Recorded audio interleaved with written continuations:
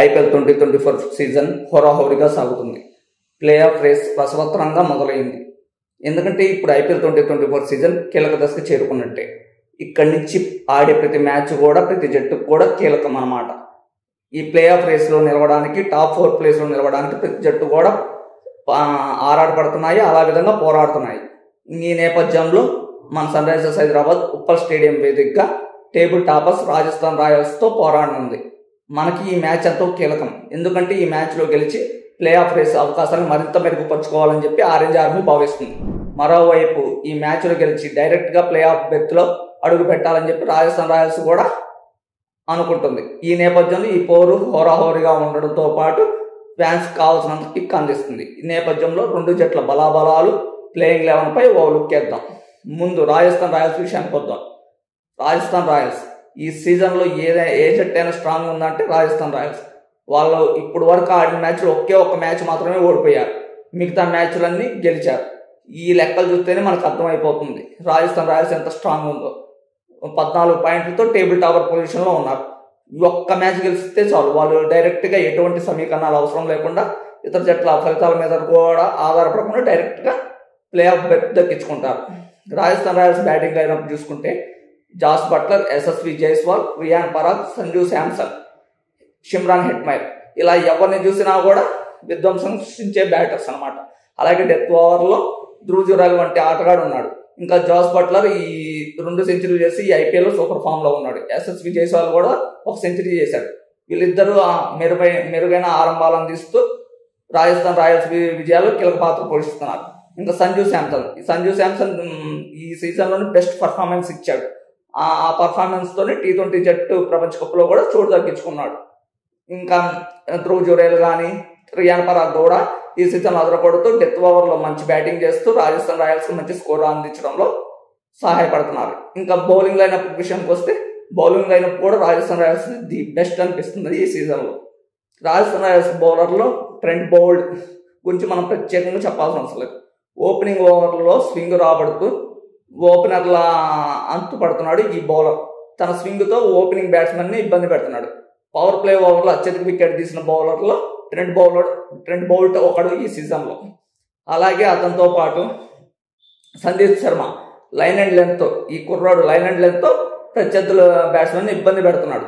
అంటే పరుగులు ఇవ్వడమే కాకుండా అప్పుడప్పుడు వికెట్లు తీస్తూ రాజస్థాన్ రాయల్స్ విజయాల్లో కీ రోల్ ప్లే చేస్తున్నాడు. అలాగే డెత్ ఓవర్లో కూడా మంచి యార్కర్లు, స్లో వేరియేషన్స్, బౌన్సర్లతో ఆకట్టుకుంటున్నాడు సందీప్ శర్మ. ఇంకా స్పిన్ బౌలింగ్ విషయానికి వస్తే స్పిన్ బౌలింగ్లో రవిచంద్ర అశ్విన్, యుజ్వేంద్ర చాహల్ వంటి టాప్ క్లాస్ బౌలర్లు ఉన్నారన్నమాట.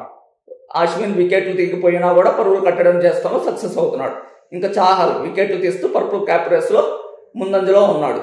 ఇంకా ఒక వీక్ లైనప్ ఏమైనా ఉందంటే ఆవేష్ ఖాన్ అనమాట. ఆవేష్ ఖాన్ పరుగులు సమర్పించుకుంటున్నాడు, కానీ వీళ్ళందరి పర్ఫార్మెన్స్ మీద ఆవేష్ ఖాన్ లోపం కనపడట్లేదు. దీంతో ఈ మ్యాచ్లు ఎట్టయినా గెలిచి డైరెక్ట్గా ప్లే ఆఫ్ రేస్లో వెళ్ళిన ఫస్ట్ జట్టుగా నిలవాలని చెప్పి రాజస్థాన్ రాయల్స్ ఆరాటపడుతుంది. ఇంకా మన సన్ రైజర్స్ హైదరాబాద్ విషయానికి వద్దాం. మన సన్ రైజర్స్ హైదరాబాద్ అసలు పేపర్ మీద చూస్తే మన సన్ రైజర్స్ హైదరాబాద్ జట్టు అంత స్ట్రాంగ్గా ఏ జట్టు కూడా లేదు. అలాగే ఈ సీజన్లో మన వాళ్ళు చేసిన పరుగులు కానీ మన ఉన్న బ్యాటింగ్ లైనప్ కానీ ఏ జట్టుకు కూడా లేదు. Travis head, Abhishek Sharma, Heinrich Klaasen, Markram, ఇలా ఏ ఆటగాడిని చూసినా కూడా ఒక బాంబు లాంటి ప్లేయర్ ఉన్నాడు. వాళ్ళు ఒక్కసారి బ్యాటింగ్ దిగారు ఇంకో విధ్వంసం సృష్టించడం ఖాయం అనమాట. ట్రావిస్ హెడ్ సూపర్ ఫామ్లో ఉన్నాడు. ఇంకా అభిషేక్ శర్మ అస్సలు ఒక సేవాగ్ని, ఒక యువరాజుని చూస్తున్నట్టుంది ఈ కుర్రాడు. అసలు ఫస్ట్ బంతి నుంచే మనోడు మామూలు బ్యాటింగ్ చేయట్లేదు. తన హిట్టింగ్తో ప్రత్యర్థి బౌలర్ని డిఫెన్స్లో పడేస్తున్నాడు.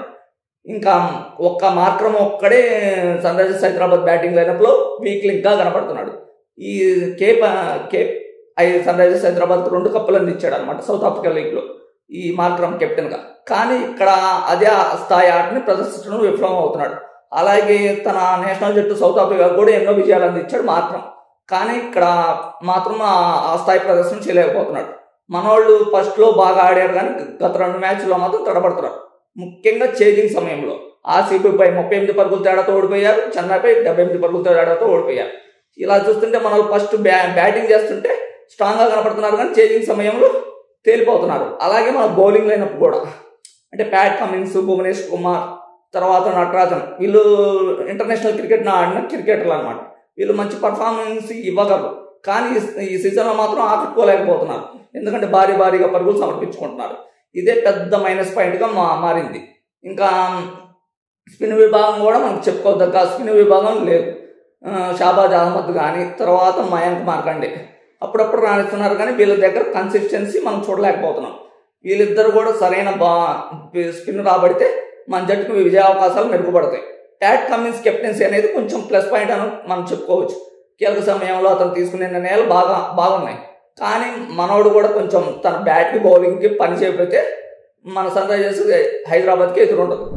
దీంతో సన్ రైజర్స్ హైదరాబాద్ ఈ మ్యాచ్లో రానిచ్చి ఖచ్చితంగా ప్లే ఆఫ్ రేస్లో అడుగు పెట్టాలని చెప్పి, ప్లే ఆఫ్ రేస్లో ముందుండాలని చెప్పి మన హైదరాబాద్ ఫ్యాన్స్ కోరుకుంటున్నారు.